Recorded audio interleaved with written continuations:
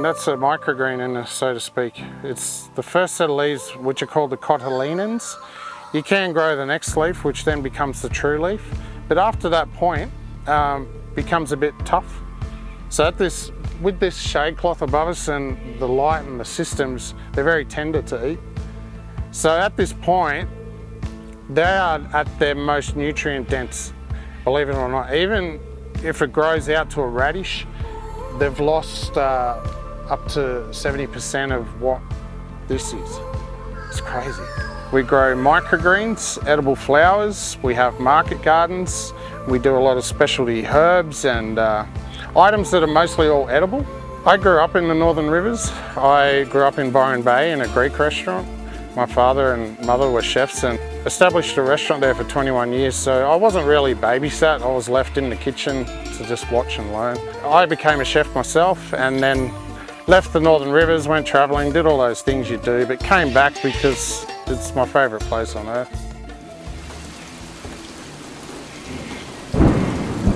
3 o'clock in the morning, you sort of get this alarm from SES and realise it was coming in the house. It was still pouring rain. So we did what we had to do and we spent nearly 12 hours on the roof waving at helicopters, just letting them know we're okay, but still nervous that, you know, is anyone going to come? But the people came. We got some boats up from Coraki, but during the day it was horrendous. I mean, I'm looking off the veranda down here at my old greenhouses and watching them crack and break and float off into the paddock.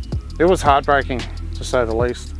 The community, especially a lot of restaurants, I could name them, but there's too many to name.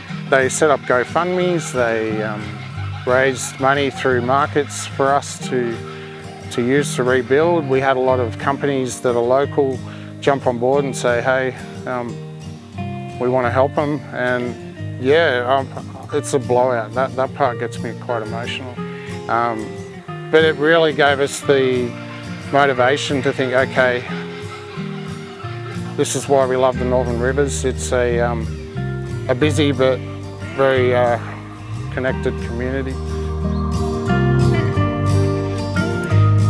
We offer a service that is very personalised. We go to each hospitality restaurant or chef and we offer a service that can't be done through just buying wholesale. We actually work with them and create and grow for them and offer chef experience, because that's what I used to be. So we can flavour profile or add a colour or do something to the menu that's coming up for them.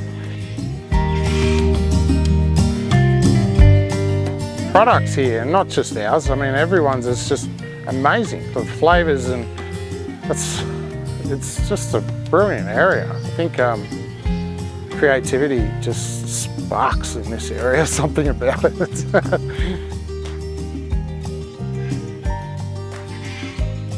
To me, as a kid, I always wondered why Byron created such special, amazing athletes or chefs or this and that, because I thought there was crystals growing under it, you know. I thought something's amazing going on under here, but it's got such a known aspect to it now throughout Australia and the world. And to be here doing what I do and at the level we want to take it is just feeling like an opportunity I couldn't pass down.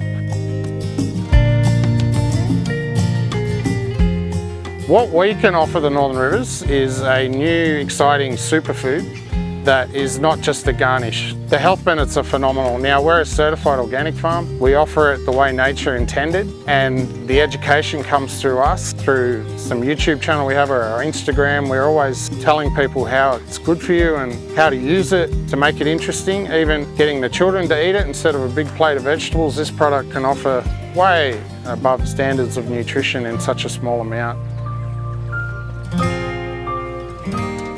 The future for us is exciting. We have another tunnel next door to fill up, and we're looking into health products so much to the point where we're going to get a freeze dryer, and we're freeze drying sprouts or microgreens. There's so many health benefits to it, and you know, the restaurants have been using them for years on top. Now it's time for the consumer to use them for their body and to really educate and offer a premium line from this area.